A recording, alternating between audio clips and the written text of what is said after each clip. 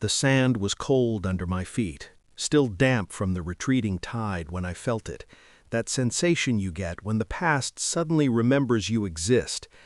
I didn't turn around at first. I didn't need to. I knew her breathing before I heard her voice, short, uneven, like someone who had rehearsed this moment and still failed the audition. 3 years of silence, and now this. When I finally looked back, she was standing there in a white dress that didn't belong to this hour, wind tugging at her hair, hands trembling. Her eyes met mine, and something inside her fractured on contact. Her face broke, not dramatically, no tears yet, just a collapse of certainty, like she had expected forgiveness or fear, and got neither. I smiled, not warmly, precisely. I used to believe betrayal announced itself loudly, screaming matches, obvious lies, red lipstick on collars. I was wrong. It whispers. It hides inside pauses that last a second too long, inside smiles that don't reach the eyes, inside stories that are technically true, but spiritually rotten. I remember the first crack, a phone lighting up at night, a name saved as a woman I'd never met, her hand covering the screen too fast, the way she said my name like she was reminding herself who I was supposed to be.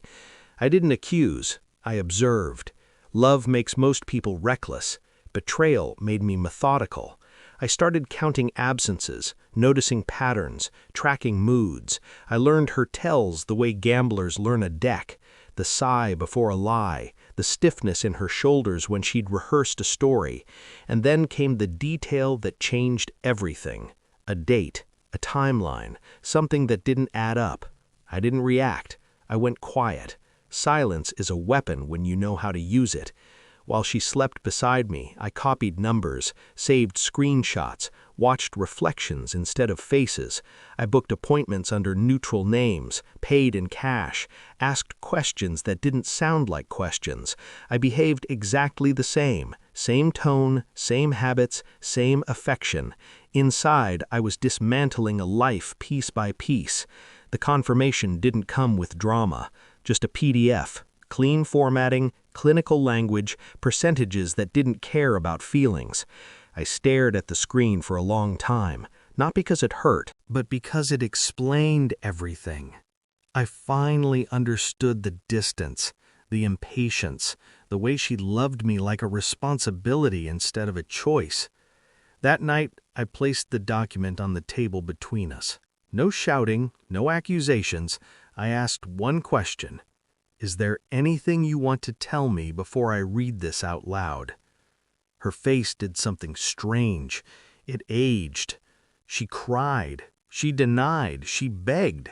She reached for me like I was still hers to touch. I didn't move. By morning, I was gone. No note, no closure, just absence. 3 years later, she found me on a beach, like this moment had been scripted by something cruel and patient. "I didn't think you'd look at me," she said. Her voice cracked. Mine didn't. "You didn't think a lot of things through," I replied. She stepped closer. I didn't step back. "I lost everything," she whispered. I tilted my head, considered her like a solved equation. "No," I said calmly, "you traded it." She flinched.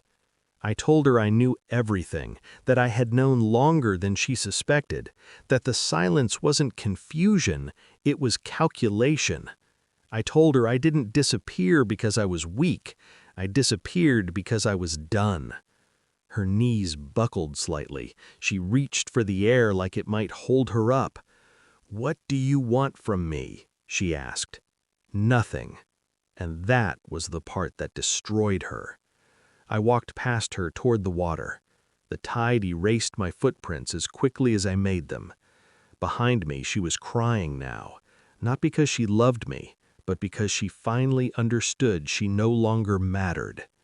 Some endings don't need revenge, just clarity. I didn't take anything from her. I left her with the truth, and I kept my peace.